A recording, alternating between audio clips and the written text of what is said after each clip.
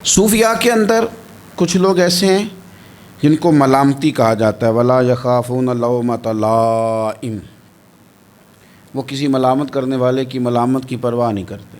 ذَلِكَ فَضْلُ اللَّهِ يُؤْتِيهِ مَن يَشَاءُ، اللہ کا یہ فضل ہے، رب جسے چاہے عطا کرے۔ حضرت ذوالنون مصری داتا صاحب فرماتے ہیں کہ کمال آدمی تھے، لیکن انہوں نے نہ راہ آزمائش اختیار کی، رستہ اس طرح کا اختیار کیا کہ جس میں لوگ انہیں برا ہی کہتے تھے۔ وہ فیمس نہیں ہو سکے، ہر گلی ہر کونے ہر جگہ ان کی تعریف نہیں ہو سکی، کچھ تعریف نہیں ہو سکی، کچھ اپنوں نے قدر بھی نہیں پہچانی۔ اہل مصر نے ان کے ساتھ کوئی اچھا رویہ اختیار نہیں کیا۔ ہوتا یہ ہے کہ جب لوگ اپنے مزاج کو غالب کر لیتے ہیں ہر چیز پر اور کہتے ہیں جو میں کہہ رہا ہوں، جو میں سوچ رہا ہوں وہی حق ہے، اسی پر ساری دنیا آ جائے، تو بہت ساری جگہوں پہ نا وہ اپنے گمان کے مطابق چیزوں کو تباہ کر بیٹھتے ہیں، اور بہت سارے صالحین کے بارے میں، بہت سارے متقی لوگوں کے بارے میں بدگمانیاں پیدا کرتے ہیں، اور تربیت اپنی رک جاتی ہے، خیر سے دور ہٹ جاتے ہیں۔ حضرت ذوالنون مصری رحمۃ اللہ علیہ کے ساتھ بھی ان کے اپنے شہر کے لوگوں نے، ان کے اپنے ارد گرد کے لوگوں نے ان کے ساتھ کوئی اچھا سلوک نہیں کیا۔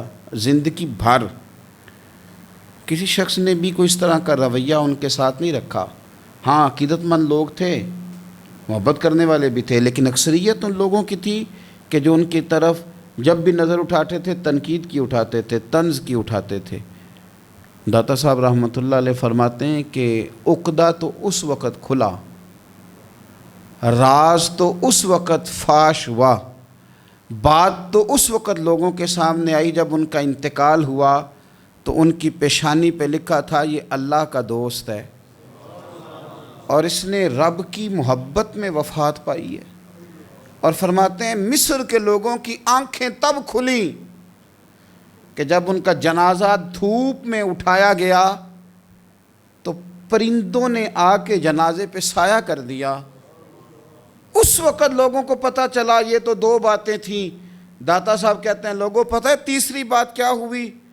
جس دن حضرت ذوالنون مصری کا وصال ہوا، 70 نیک لوگوں نے رسول پاک کی زیارت کی، اور ہر بندے کو خواب میں آ کے اللہ کے محبوب نے فرمایا آیا اس لیے ہوں کہ ذوالنون مصری کا انتقال ہو گیا ہے اور میں نے ان کا استقبال کرنا، ان کو آگے بڑھ کے خدا کے کرم کی خوشخبری سنانی ہے۔ رسول کائنات میرے مرنے پہ ہر سو شور مچ جائے گا، دیکھو گے کہنے الوداع سرکار خود تشریف لائیں گے۔ اور درویش نے کہا تھا بعد مرندے مکھڑا میرا ہو جاوے جے تازہ، پھر سمجھ لینا محبوب میرے نے آن پڑے ہے جنازہ۔